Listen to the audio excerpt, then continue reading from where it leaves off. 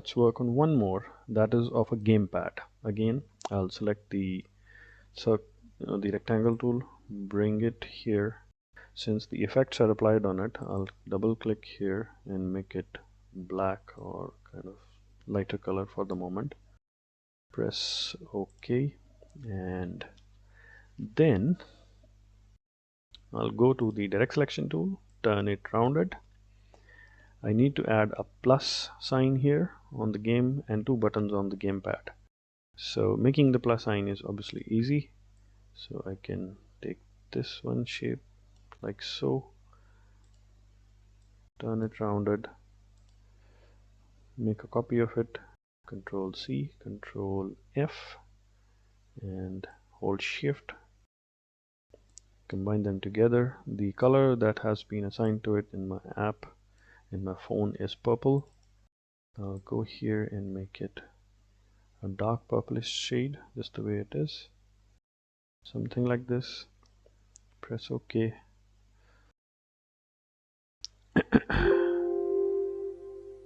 It's OK. Come back here, group them together and push it in here, which is aligned to the center of the shape. And I need to make 2 buttons here.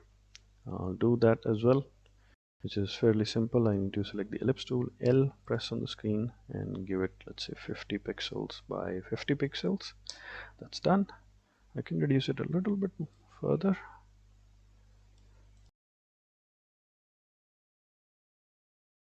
Take the shape here and I can keep it here. It's okay with me, or I can align with this bottom below here, that's fine. And press Alt, take a copy of it and align it to the upper side. Okay, now I need to give a shadow to both these and make it look they are connecting together, a line stretching out from this. For that, I'll take the pen tool, zoom in it a bit, click on the center and find its center and click it here, and then press escape, select V. Now go to the strokes panel and give it a weight. Now the weight that I want to give is going to be that of similar to this, and if I go into properties, it's 28.34. so what I'll do is I'll make it 30 by 30.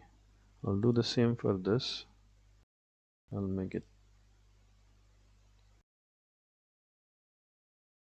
30 by 30, but I'm pretty much sure that might have moved the straight line out of the center, so I'll delete it.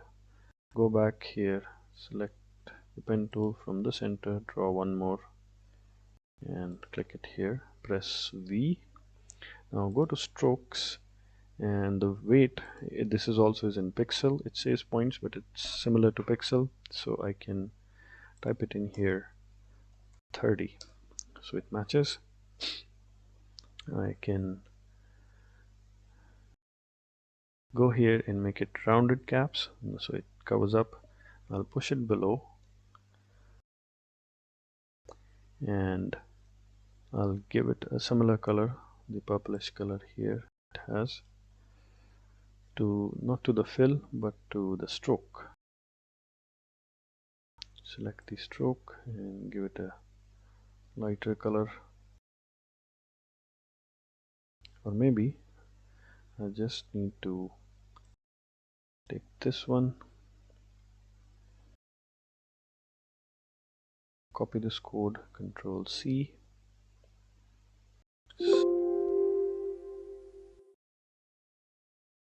Control C, select this one, the shape, the stroke, and go here in the strokes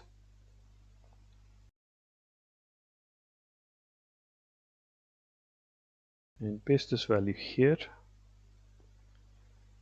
Press tab so I can now move it to a much lighter shade of it, which will correspond to the selected value in terms of tints that I'm trying to create here, a very light tint of it.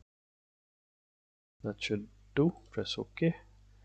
Come out, and I need to draw kind of an ellipse here over it, or I'll just draw the circle just the way I've done in the past. So I'll select this whole, press Ctrl Z, reduce its size, take an ellipse, hold Shift,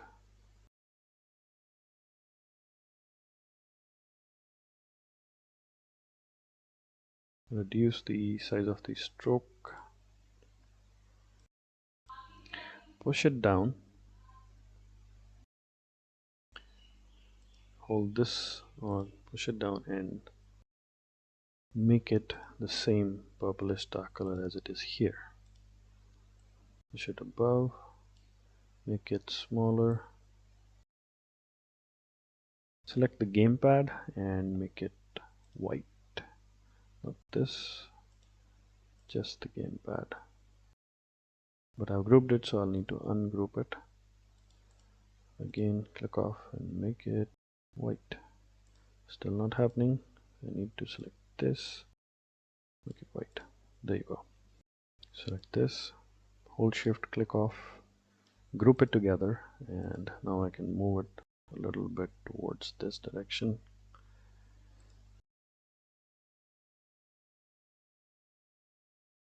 I think this is fine with me. And this is the second icon that I have. I can give it a drop shadow quickly.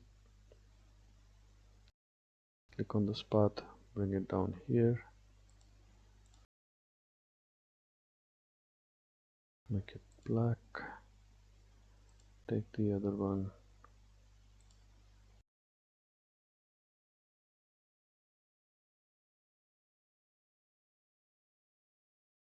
join it here, and that's it. Select these two shapes, join them together, push it below, select this one, press Alt minus, just select the shadow, go in the properties, reduce its opacity to 20%, and that's it. We have our gamepad as well.